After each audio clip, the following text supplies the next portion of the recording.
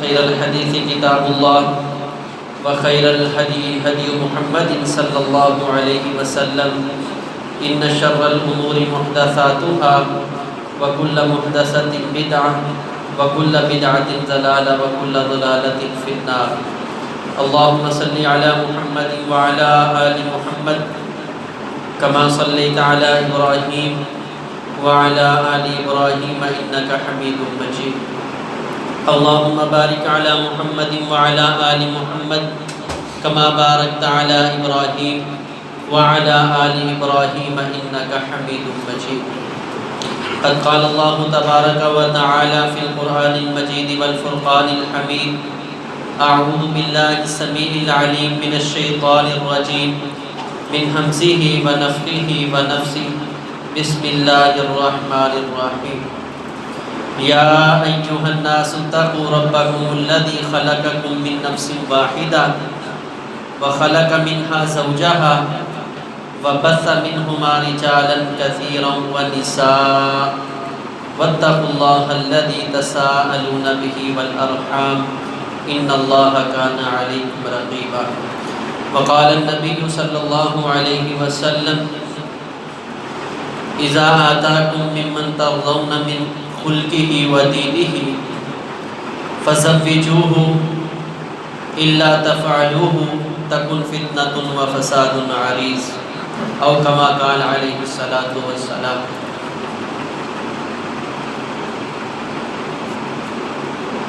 خطبہ جمعہ سے پہلے آپ احباب سے گزارش ہے کہ ہر جمعہ یہ ایک جو ہے نا پریشانی دیکھنے کو ملتی ہے کہ کچھ احباب وہ پیچھے آتے ہیں، پیچھے تشریف رکھ لیتے ہیں.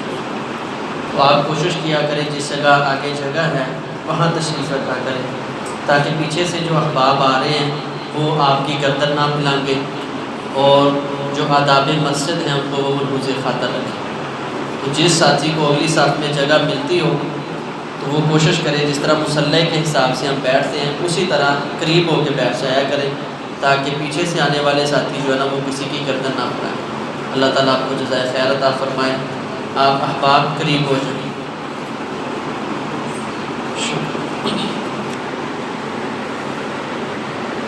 پچھلے خطبہ جمعہ میں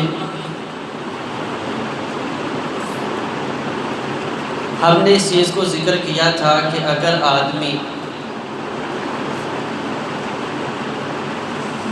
اس کو شادی کے بندھن میں باندھ دیا جائے تو دنیا کے اعتبار سے اللہ تبارک و تعالیٰ کا فضل، غنا، رحمت، سکون اس آدمی کا مقدر بن جاتا ہے.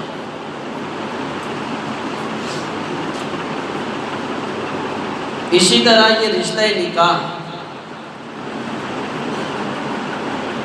یہ فقط دنیا میں کام آنے والا رشتہ نہیں ہے بلکہ یہ دین میں اللہ اور اس کے رسول صلی اللہ علیہ وسلم کی محبت میں اور پھر بڑھتے بڑھتے میدان حشر میں اور پھر میدان حشر میں یہ قیامت کے دن آگے بڑھتے ہوئے جنت کے اندر کام آنے والا یہ عظیم رشتہ ہے.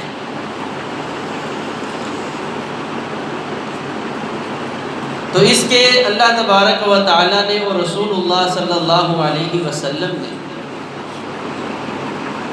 آخرت کے اعتبار سے بھی کئی ایک فوائد ذکر کیے.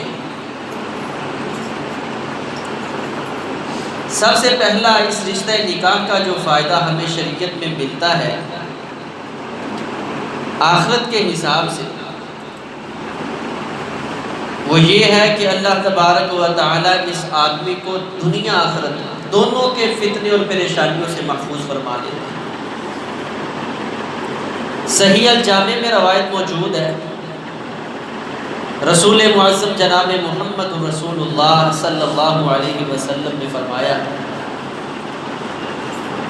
آپ نے فرمایا: اذا آتاکم ممن ترضون من خلقه ودینه فزوجوه. جب تمہیں اس قدر مناسب رشتہ مل جائے کہ اس کا دین اور اس کا اخلاق وہ دونوں ہی مناسب ہیں، تو فرمایا فزوجوہ، اس کے ساتھ شادی کر لو۔ وَإِلَّا تَفْعَلُوا، اگر تم نے ایسے نہ کیا،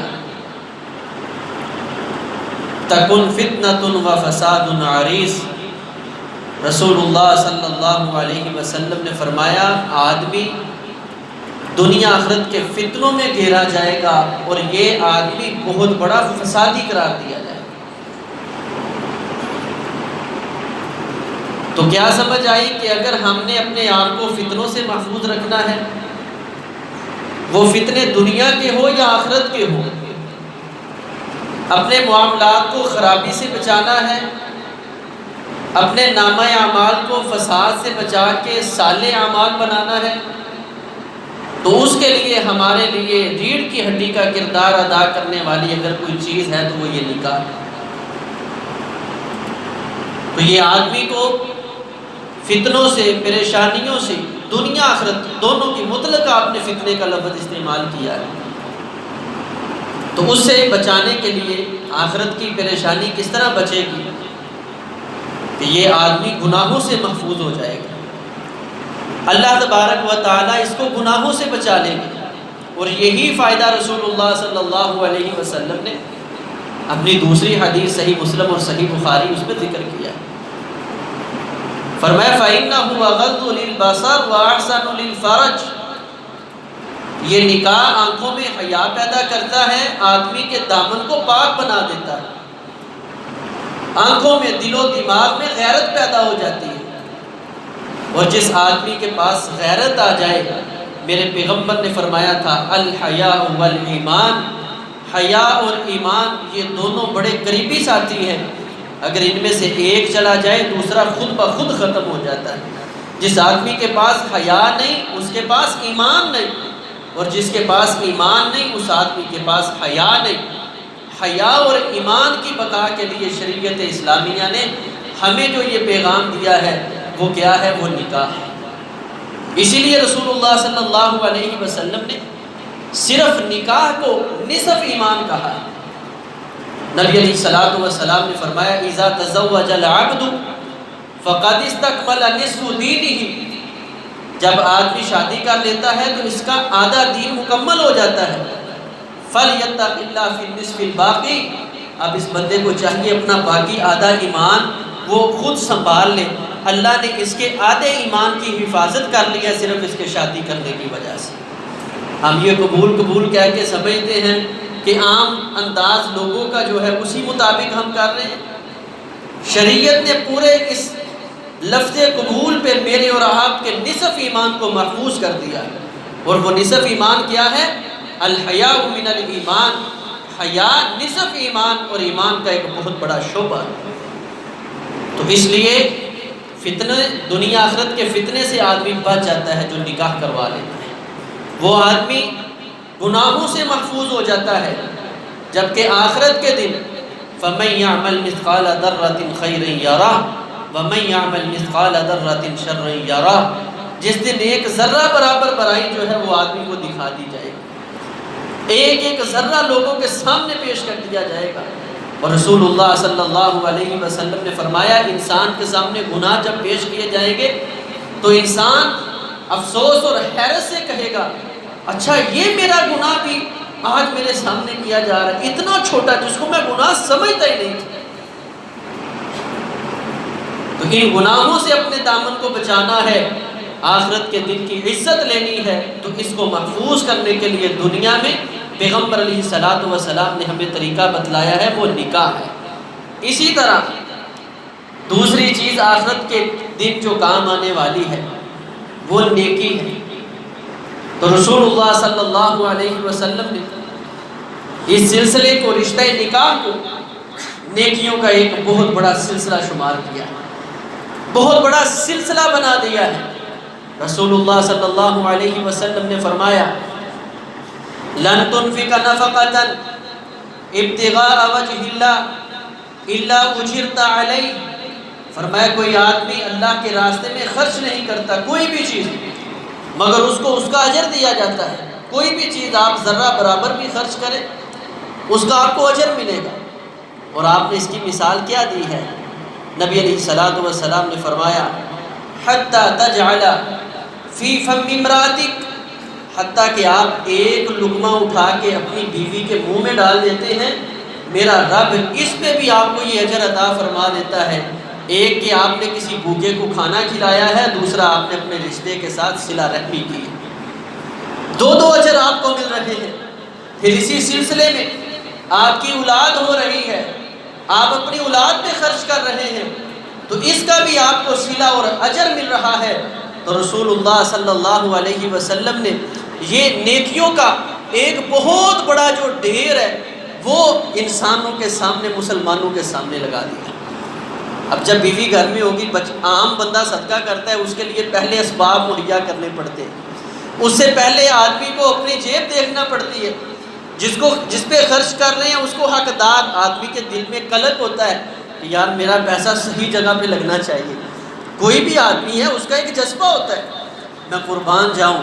نبی علیہ الصلوۃ والسلام نے، آپ خوشی میں ہوں غمی میں ہوں، آپ اپنی بیوی اپنے بچوں پہ خرچ کرتے جائیں، میرا اللہ اس کا صدقے کا ثواب لکھتا جاتا ہے۔ اس سے بڑا اجر اور اس سے بڑا اجر یہ ہے، پیغمبر علیہ الصلوۃ والسلام نے فرمایا، صحیح بخاری اور مسند احمد کی روایت ہے، نبی علیہ الصلوۃ والسلام نے فرمایا وفی بدع احدکم صدقہ، اللہ تبارک و تعالیٰ نے تمہیں اپنی بیویوں سے جو خلوت کرتی ہو اس کا بھی اجر رکھ دیا ہے، اس کا بھی ثواب ہے۔ سوال پیدا ہوتا ہے، اور یہی سوال میں قربان جاؤں اس دنیا کی سب سے عظیم ہستیوں نے پیغمبر زمان جناب محمد رسول اللہ صلی اللہ علیہ وسلم سے فرمانے لگے آیاتی احدنا شہوتہ فہو لہ صدقہ، اے پیغمبر علیہ الصلوۃ والسلام، ایک بندہ اپنی ضرورت پوری کرتا ہے، اپنی خواہش پوری کرتا ہے، اپنا جو ہے من پورا کرتا ہے، اس کو بھی اس پہ اجر ملتا ہے۔ پیغمبر علیہ الصلوۃ والسلام نے فرمایا نعم، ہاں، اگر وہ یہ نکاح نہ کرتا تو اپنی خواہشات کو وہ غلط طریقے سے پورا کر لیتا، تو فرمایا اس پہ اس کو گناہ مل جانا تھا۔ تو گناہ سے اپنے آپ کو بچا لینا یہ بھی اجر ہے، یہ بھی ثواب کا کام ہے۔ اور پیغمبر علیہ الصلوۃ والسلام نے خامد اور بیوی کی خلوت کو بھی پیغمبر علیہ الصلوۃ والسلام نے ثواب قرار دیا۔ اب خواہشات ہماری ہیں، آرزو اور تمنائیں ہماری ہیں، لیکن اپنی خواہش پوری کرنے پہ بھی اجر ملا ہے، تو کس وجہ سے؟ کہ اس کے اندر ایک رشتہ موجود تھا جسے رشتہ نکاح کہا جاتا ہے، اور یہی رشتہ نکاح جو نیکیوں کا سبب ہے، جو گناہوں سے بچانے کا سبب ہے، یہی رشتہ نکاح میرے رب کے اپنے فرشتوں کے سامنے فخر کرنے کا بھی سبب بن جاتا ہے۔ میں قربان جاؤں، اللہ کے پاک پیغمبر علیہ الصلوۃ والسلام نے فرمایا، ویسے تو مشہور قرآنی آیات آپ نے پڑھی ہیں، انسانیت کی تخلیق کے وقت اللہ نے فرشتوں کے سامنے اس بات کا اظہار کیا بھی میں انسان بنانے لگا ہوں، فرشتے کہنے لگے نہیں ابھی اللہ کیوں بنانا ہے، یہ تو فساد کریں گے، یہ جو ہے خون برپا کر دیں گے، اس دنیا کے اوپر قتل عام کریں گے۔ اللہ تبارک و تعالی نے ان لوگوں کی، ان فرشتوں کی اس رائے، ان کی یہ بات ایک سائڈ پہ رکھ کے انسان کو پیدا کیا، اور میرا رب ان کی اس بات کا جواب کب دیتا ہے؟ پیغمبر علیہ الصلوۃ والسلام نے فرمایا، سنن نبی داؤد، نبی علیہ الصلوۃ والسلام نے فرمایا ایسے دو میاں بیوی، ایسے خامد اور بیوی جو رات کے وقت سوتے ہیں اور سوئے ہوئے ان میں سے ایک کی آنکھ کھل جاتی ہے تو وہ اٹھ کے اپنے ساتھ والے ساتھی کو اٹھاتا ہے، خامد ہے وہ اپنی بیوی کو، بیوی ہے وہ اپنے خامد کو، تو فرمایا اس پہ نیند کا غلبہ ہوتا ہے، تو نیند کے غلبے کی وجہ سے وہ اٹھ نہیں سکتا یا اٹھ نہیں سکتی۔ تو یہ اللہ کی محبت میں رشتہ نکاح کے اندر جڑے ہوئے یہ دونوں لوگ پانی لیتے ہیں، اس طرح ایک دوسرے کے منہ پہ چینٹے مارتے ہیں، میرا رب جلدی سے فرشتوں کو مخاطب کرتا ہے، لو تم کہتے تھے نا انہوں نے فتنہ اور فساد کرنا ہے، میرا رب ان دو رشتے دار، ان جو نکاح کی وجہ سے اکٹھے ہوئے ہیں، ان کی وجہ سے میرا رب اپنے فرشتوں میں فخر کرتا ہے، فرمایا یہ دیکھو میرا بندہ اور بندی، ان کا آپس میں تعلق کیا ہے اور میرے لیے یہ آپس میں کر کیا رہے۔ یہ ہے یہ رشتہ نکاح کی وجہ سے میں اور آپ اللہ تبارک و تعالیٰ کا فخر کا سبب بنتے ہیں کس وقت؟ جب میں اور آپ رشتہ نکاح کے اندر جڑ کے شریعت کے اس عمل کو اپنانے کی کوشش کریں اور آگے بڑھیں۔ صرف اللہ کے فخر کا سبب نہیں، میرے اور آپ کے پیغمبر جناب محمد الرسول اللہ صلی اللہ علیہ وسلم کے فخر کا بھی سبب ہے۔ نبی علیہ الصلوۃ والسلام نے فرمایا تزوجوا الولود الودود، اے میرے امتیو تم زیادہ سے زیادہ شادیاں کرو اور کوشش کرو شادی اس عورت سے کرنی ہے جس کی خاندانی محبتیں ہوں، جس خاندان میں عقیدتیں الفتیں ہوں، ایسے دیندار گھرانے اور وہ خاندان کے اعتبار سے لوگ محبت والے ہوں، لڑائی جھگڑے والے لوگوں کے ساتھ نہ اپنے تعلق نبھا لیں۔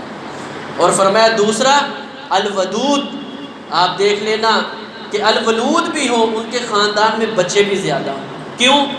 فرمایا فَإِنِّي مُكَاثِرٌ بِكُمُ الْأُمَمَ، کل قیامت کا دن ہوگا، ہر نبی اپنی اپنی امت کو لے کے آئے گا، میں اپنی امت کو لے کے سارے انبیاء پہ فخر کروں گا کہ یہ میری امت اتنی بڑی آ گئی ہے۔ اور یہ امت کی کثرت کس وجہ سے ہوئی؟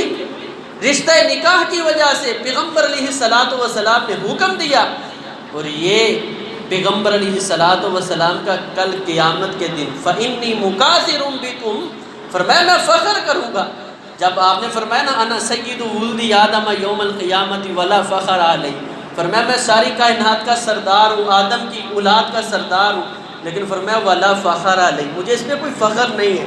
لیکن جب امت کی کثرت کی باری آئی، رشتہ نکاح پہ لوگوں کو ترغیب دینے کی باری آئی، تو میرے نبی نے بھی فرما دیا فَإِنِّي مُكَاثِرٌ بِكُمُ الْأُمَمَ، میرے امتیوں چلو یہی سوچ کے تم اس رشتے میں اپنے آپ کو جوڑ لو کہ میرا نبی میری وجہ سے ہی کل قیامت کے دن فخر کرے۔ پیغمبر علیہ الصلوۃ والسلام نے اس رشتے کو قابل فخر قرار دیا ہے، اور کس کے لیے قابل فخر ہے؟ جس کی وجہ سے یہ ساری امت قابل فخر ہے کہ پیغمبر علیہ الصلوۃ والسلام لقد من اللہ علی المؤمنین اذ بعث فیہم رسولا منہم یتلو علیہم آیاتہ ویزکیہم، فرمایا اللہ نے تمہارے نفسوں میں سے ایک نبی کو بھیجا ہے جو تمہارے اوپر آیات پڑھتا ہے، تمہارا تزکیہ کرتا ہے، تمہیں ہدایت کی رہنمائی کرتا ہے۔ اور اس بات پہ اللہ فرماتے ہیں لقد من اللہ، مومنو یہ قابل فخر بات ہے، اور اللہ بھی کہہ رہا ہے میں نے مومنوں پہ احسان کیا ہے۔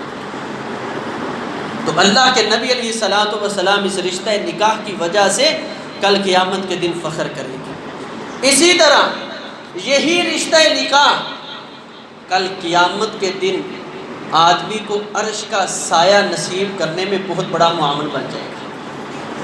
پیغمبر علیہ الصلوۃ والسلام نے فرمایا سبعۃ یظلھم اللہ لا ظل الا ظلہ، کل قیامت کا دن ہوگا، اللہ کے عرش کے علاوہ کسی کا سایہ نہیں ہوگا، زمین تانبے کی طرح تپ رہی ہوگی، سورج 1.25 میل کی مسافت پہ آ جائے گا، لوگ اپنے ہی پسینے میں گرمی کی وجہ سے، آج تو پسینہ آتا ہے پیشانی پہ، رخساروں پہ، بازوؤں پہ، سینے پہ، آدمی جو ہے کوفت اور تنگی کا جو شکوہ شروع کر دیتا ہے۔ پیغمبر علیہ الصلوۃ والسلام نے فرمایا جامع ترمذی میں ہے لوگ اپنے ہی پسینے میں ہوتے کھا رہے ہیں، اتنا پسینہ، اور یہ سورج جو ہزاروں کروڑوں میل ہم سے دور ہے یہ فقط 1.25 میل کی مسافت پہ آ جائے گا، زمین تانبے کی طرح تپ رہی ہوگی، ہر شخص یہ چاہے گا مجھے کہیں پانی کا ایک گھونٹ مل جائے، مجھے ٹھہرنے کے لیے ایک لمحہ کہیں سایہ مل جائے۔ تو فرمایا اس دن کوئی سایہ نہیں ہوگا، فقط ایک میرے رب کے عرش کا سایہ ہوگا، اور میرا رب جس کو چاہے گا اس کو عطا کرے گا۔ اور ان خوش نصیبوں میں سے فرمایا ایک خوش نصیب وہ ہوگا جس کو میرا رب عرش کے میدان میں بلا کے اپنے عرش کے سائے نیچے کھڑا کرے گا۔ وہ کون ہے؟ رجلانی تحابانی فی اللہ اجتمع علیہ وتفرق علیہ، فرمایا ایسے تو لوگ جو محبت کرتے ہیں اللہ کی رضا کے لیے، اللہ کی جو ہے خوشنودی حاصل کرنے کے لیے، آپس میں پیار، آپس میں محبت، آپس میں عقیدت کرتے ہیں۔ اور میں قربان جاؤں یہ عام محبتیں ہیں، میرے نبی نے سب سے کبھی محبت کون سی بتائی؟ فرمایا لم یرا للمتحابین مثل النکاح، محبت کے بڑے رشتے دنیا میں قائم ہوئے ہیں، ماں اور بیٹی کا، ماں اور بیٹے کا، بیٹے اور باپ کا، لیکن میں اللہ کا نبی جو محبت کرنے والوں کے درمیان سب سے بہترین اور شاندار رشتہ دیکھتا ہوں، فرمایا وہ نکاح کا رشتہ ہے۔ لم یرا للمتحابین مثل النکاح، جو محبت کرنے والوں کے درمیان رشتہ بہترین کام قائم ہوتا ہے، فرمایا مجھے دنیا میں نکاح کی مثل اور کوئی رشتہ نہیں ملتا۔ ہم اس کو نہ سمجھے، ہم بڑے پیچھے چلے گئے، ہمیں اس رشتے کا احساس تک نہیں رہا، تو یہ ہماری کمی ہے۔ پیغمبر علیہ الصلوۃ والسلام نے اور شریعت نے اس رشتے کی بڑی اہمیت ذکر کی ہے۔ اسی طرح یہ رشتہ نکاح یہ جنت میں داخلے کا سبب بن جاتا ہے۔ میدان حشر میں عرش کا سایہ بھی ملے گا جب ہم اللہ کی رضا کے لیے اپنی بیویوں سے محبتیں، بیویاں اپنے خامدوں سے محبتیں، یہ عقیدتیں، یہ الفتیں بڑھے گی، کل قیامت کے دن میرا رب ایسے جوڑے کو بلا کے اپنے عرش کے سائے کے نیچے کھڑا کر دے گا۔ اسی طرح نبی علیہ الصلوۃ والسلام نے فرمایا یہ جنت کا بھی سبب بنتا ہے یہ رشتہ نکاح۔ پہلی چیز اللہ اس کے بعد اولاد دیتا ہے۔ نبی علیہ الصلوۃ والسلام نے فرمایا من ابتلی من البنات شیء، جس آدمی کو اللہ نے بیٹیاں عطا کر دی، اب بیٹی کہاں سے آئے گی؟ شادی ہوگی تو آئے گی نا۔ فرمایا فصبر علیہن، ایک روایت میں وادبہن، ان کی تربیت کی، اس کے معاملے میں جو تکالیف آئیں اس پہ صبر کیا، اچھی تربیت کر کے پیغمبر علیہ الصلوۃ والسلام نے فرمایا آگے اس کا اچھا رشتہ ڈھونڈ کے اس کی شادی کر دی۔ کن لہ حجابا من النار، کل قیامت کا دن ہوگا جب جہنم کی آگ یہ کہہ رہی ہوگی حل من مزید، اللہ آج ذرا گنہگاروں کو میرے حوالے کر دے، اللہ آج میں اپنے آپ سے باہر ہو رہی ہوں، اللہ گناہ گار ظالموں کو میرے حوالے کر دے۔ اس وقت فرمایا یہ بیٹیاں، یہ بچیاں، یہ عورتیں کھڑے جہنم کے سامنے کھڑے ہو جائیں گی، کن لہ حجابا من النار، اور یہ آڑ بن جائیں گی، اللہ میں نے اپنے باپ کو جہنم میں نہیں جانے دیں۔ تو بیٹی کہاں سے آئے گی؟ شادی ہوگی تو آئے گی۔ تو یہ جہنم سے بچنے کا بہترین سبب ہے رشتہ نکاح۔ اور نبی علیہ الصلوۃ والسلام نے فرمایا اگر اللہ تبارک و تعالی جو ہے بیٹا عطا کر دے یا بیٹی عطا کر دے، کوئی بھی چیز، نبی علیہ الصلوۃ والسلام نے فرمایا پھر اللہ نابالغ ہونے کی صورت میں ہی اس کو اپنے پاس اٹھا لے۔ اس کو موت آ گئی، بچہ ہے بچپن میں ہی فوت ہو گیا، تو نبی علیہ الصلوۃ والسلام نے فرمایا کسی کا 3 سے آپ نے شروع کیا، تو ایک صحابی فرمانے لگے اللہ کے نبی کسی کے 2 ہوں، فرمایا 2 ہی۔ ایک کھڑا ہوا اللہ کے نبی صلی اللہ علیہ وسلم کسی کا ایک بچہ ہی حد بلوغت کو پہنچنے سے پہلے فوت ہو جائے، پیغمبر علیہ الصلوۃ والسلام نے فرمایا اگر یہ صحیح معنوں پہ اس پہ صبر کر لے، میرا اللہ اس کے بدلے میں اس کو جنت کا داخلہ نصیب فرما دے گا۔ تو یہ اولاد کہاں سے آئے گی؟ نکاح کے عوض آئے گی۔ جب نکاح ہوگا تو میرے پیارے بھائیوں، پیغمبر علیہ الصلوۃ والسلام نے فرمایا اللہ دنیا میں اپنے بندے کی خوبصورت چڑیوں میں سے، بچے کو آپ نے چڑیوں میں سے شمار کیا، فرمایا خوبصورت چڑیوں میں سے ایک چڑی کو چھین لیتا ہے اور اللہ اپنے فرشتوں کو بھیجتا ہے جاؤ میرے بندے کے پاس، اس کے میں نے دل کا ٹکڑا چھینا ہے، اس کی حالت اور کیفیت کیا ہے؟ تو فرشتے جا کے بتاتے ہیں اللہ تو نے اتنی قیمتی نعمت اس سے چھین لی ہے، وہ اب بھی تیرا شکریہ ادا کر رہا تھا۔ اللہ فرماتے ہیں اس کی موت کب ہے، حشر کب ہے، جنت کب ہے، ابھی سے میں تمہیں حکم دیتا ہوں وَابْنُوا لَهُ بَيْتًا فِي الْجَنَّةِ، جاؤ میرے فرشتوں جا کے ابھی اس کے لیے جنت میں ایک گھر تیار کر دو، وَسَمُّوا لَهُ بَيْتَ الْحَمْدِ، اور اس گھر کا نام بھی بیت الحمد رکھ دو، اتنی مشکل وقت میں بھی یہ میری تعریفیں کر رہا ہے۔ تو میرے پیارے بھائیوں یہ ایک سلسلہ، ایک سبب بنتا ہے جو کہ نکاح کے عوض ہمیں ایک سہولت میسر ہوتی ہے جہنم سے بچ جانے کی، جنت میں آنے کی۔ تو اپنی اولاد کی اپنی بھی فکر کریں، اپنی اولاد کی بھی فکر کریں۔ اور ایک بڑا سبب نبی علیہ الصلوۃ والسلام نے فرمایا اذا مات الانسان انقطع عنہ عملہ، جب بندہ مر جاتا ہے نا تو یہ دارالعمل، دنیا دارالعمل ہے، اس سے آدمی کا رشتہ ختم ہو جاتا ہے، یعنی عمل کا ثواب ملنا بس، اب جو اس نے کیا تھا اس کا بدلہ اس کو ملنا شروع ہو جائے گا۔ لیکن فرمایا الا من ثلاث، اللہ 3 چیزیں جو ہے نا اس بندے کے لیے وہ پھر بھی اکاؤنٹ اس کا جاری رہتا ہے، بھئی نہیں اس کی نیکیوں بڑھتی جائیں گی۔ وہ کیا ہے؟ فرمایا الا من صدقۃ جاریہ، صدقہ جاریہ، کوئی آدمی اپنے ہاتھ سے ایسا کام کر جائے جس سے لوگ فائدہ اٹھاتے رہے، او علم ينتفع به الناس، یا علم ہے لوگ اس سے فائدہ اٹھاتے رہے، اور فرمایا او ولد، یا اولاد، اور اس کی اولاد ہے صالح جو نیک ہے، یدعو لہو اس کے لیے دعائیں کرتی جا رہی ہے۔ جس طرح یہ اللہ کی عبادت کرتی جا رہی ہے، اس نے اپنی اولاد کی تربیت کی تھی، میرا اللہ برابر میں اس کی پڑھی ہوئی نمازیں، اس کے کیے ہوئے صدقات خیرات برابر میں اس کے اکاؤنٹ میں ڈالتا جا رہا ہے۔ تو یہ اولاد سبب بنے گی نکاح کا۔ تو میرے پیارے بھائیوں، اس لیے اس رشتے کو شریعت اسلامیہ نے اتنی اہمیت دی ہے۔ اللہ تبارک و تعالی ہمیں سنت کے مطابق زندگی بسر کرنے کی توفیق عطا فرمائے۔